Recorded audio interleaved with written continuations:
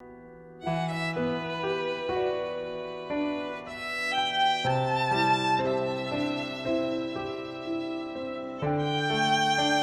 ku isi intwari zibaho. Aba bantu twita ko ari abahizi no mu gihe cy'amakuba muragumana. Niyo abandi bomengo baraguhunga bo ntibaguta. Banagira umutima ukomeye udahugunga. Twohoke tubavuge niyo bakiriho kuko akenshi tubibuka baramaze kutuvamo. Iyi nkuru tugira tubashikirize niyo umwana w'umuhungu yaganiriye na Rehoboth Multimedia imusanze kuri rimwe mu mavuriro yo mu gisagara ca Ngozi, ivuriro Santa Teresina. Uyu mwana yitwa Nifashije Achel, afite imyaka 11.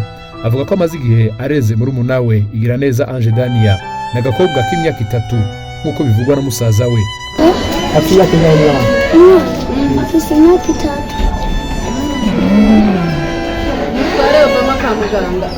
Biboneka ko ako kana k'agakobwa kakuranye amagara mabi kuko atamuvyeyi yakitayeho. Ngo habanje kugenda se wabo ntibamenye yagiye.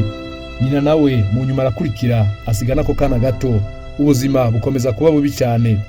Nifashije Achel ngo yoba yiga mu mwaka wa 2 w'ishure shingiro, akaba afashwa na sekuru Gahungu Vincent. Bose baba ahitwa mu Rutamanzura ni muri zone Mivo, komine n'intara ya Ngozi. Nifasha Achel ngo arahangayikishijwe n'ubuzima bwa murumuna we. Yifuza kuzomubona ageze mu bigero naho bitoroshe. Aha mumubona kuri no vuriro ngo yahaciye avuye kuri stade yo kumuremera, atereje akajisho abona ko bakira abana bakabavura. Araheza yiyumvira kuri mushiki we Ange Dania yakuranye ingorane yo kutitwararikwa.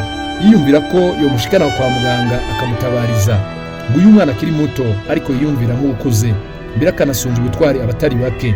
Ikiboneka gusa ubufasha bwo abo bana barabukeneye.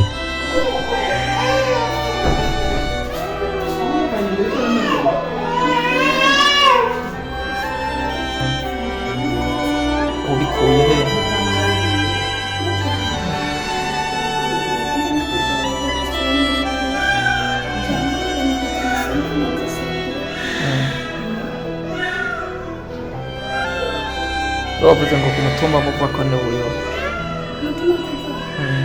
Rehoboth Multimedia